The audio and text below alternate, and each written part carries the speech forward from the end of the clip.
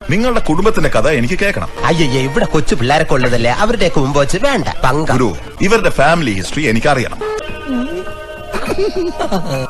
കഥ ഞാൻ പറഞ്ഞു തരാം. മുഴുവൻ കഥ പറയണമെങ്കിൽ 2 തലമുറയുടെ കഥ പറയേണ്ടി വരും. അത് തന്നെയാണ് എനിക്ക് കേൾക്കേണ്ടത്. ഞങ്ങളുടെ അപ്പൂപ്പന് 2 ആൺമക്കളായിരുന്നു, പത്മനും കുമാരൻ. പത്മൻ വെളുത്തു സുന്ദരൻ, കുമാരൻ വലിയച്ഛൻ ജന്മനാ മന്ദനായിരുന്നു. മന്ദനോ? കണ്ണിന് കാഴ്ചയില്ലാത്ത ആള്, ഐ മീൻ ബ്ലൈൻഡൻ. അങ്ങനെ കുമാരൻ വലിയച്ഛൻ നിശാഗന്ധി ഓഡിറ്റോറിയത്തെ നിശാഗന്ധി അമ്മൂമ്മയെ കല്യാണം കഴിച്ചു. അച്ഛൻ പത്മൻ കുഞ്ചിയമ്മയെ കല്യാണം കഴിച്ചു.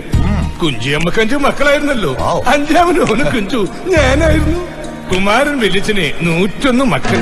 101 മക്കൾ? 11 മക്കൾ. പിന്നെ നമ്മൾ വളർന്നു വലുതായി. പെട്ടെന്ന് തന്നെ ഗോവിന്ദണ്ണം പോയി ലതി ചേച്ചിയെ കല്യാണം കഴിച്ചു. 14 വർഷം ദുബായിൽ ജീവിച്ചു, വനവാസം. ആ പൈസക്ക് വീടും വെച്ചു. അപ്പൊ അമ്മാവന്മാരെല്ലാം വീണ്ടും പ്രശ്നത്തിൽ വന്നു. അവസാനം യുദ്ധമായി. യുദ്ധത്തോട് യുദ്ധം. യുദ്ധമോ? അല്ല, അടി. അടിയോടടി, മുടിഞ്ഞടി. പുത്തരിക്കണ്ട മൈതാനത്തിൽ എന്റെ പൊന്നോ പൊരിഞ്ഞടി. അടിയിൽ നമ്മുടെ അപ്പൂപ്പൻ അമ്പ് കൊണ്ട് വീണു. അമ്പ് കൊണ്ടോ? അല്ല, കമ്പ് കൊണ്ട് വീണു. എന്നിട്ടും ചത്തില്ല.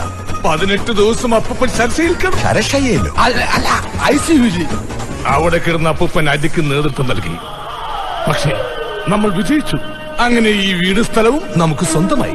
ഇതാണ് നമ്മുടെ കഥ. ഈ കഥ പറയാൻ അവസരം ഉണ്ടാക്കുന്ന സാറിനും കുടുംബാംഗങ്ങൾക്കും ഞാൻ നന്ദി രേഖപ്പെടുത്തിക്കൊള്ളുന്നു. ഗുരു, വന്നേ. നിൽക്കാതെ എന്റെ ചിതു ഒരുക്കാനുള്ള ഏർപ്പാടാക്കൂ. എന്ത് മണ്ടത്തരോടോ തനി വിളിച്ചു കൂവിയത്?